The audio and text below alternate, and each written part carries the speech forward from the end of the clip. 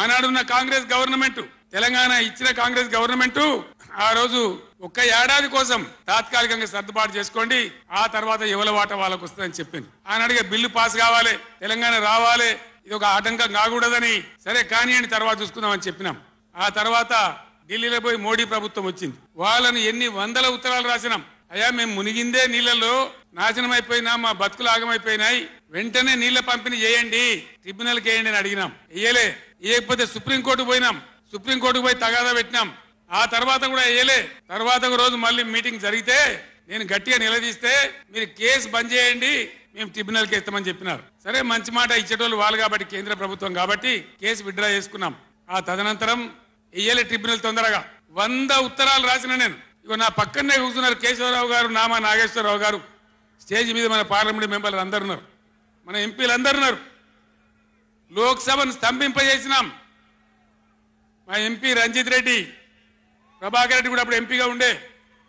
నేను చెప్పిన మీరు ఏమైనా మంచిదే కొట్టాడునని చెప్తే ఒక వారం రోజులు లోక్సభ జరగనీయలే. అట్లా కొట్లాడినాం. ఆ ఒత్తిడికి తల ఒగ్గి మొన్న ఎలక్షన్లకు 4-5 నెలల ముందు ట్రిబ్యునల్కి వేసినారు. ఇప్పుడు జరగవలసింది ఏంది?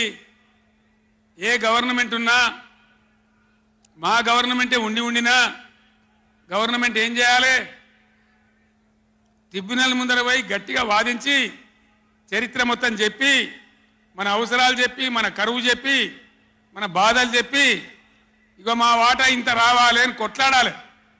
అది మొగోడు చేయాల్సిన పని. పూరా లోకల్ మీకోసం మా ఛానల్.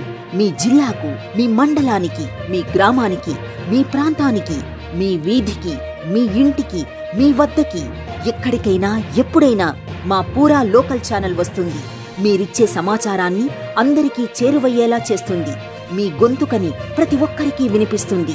మీకు ఎల్లప్పుడూ అందుబాటులో ఉంటుంది మా పూరా local. Your choice for local voice. పూరా లోకల్.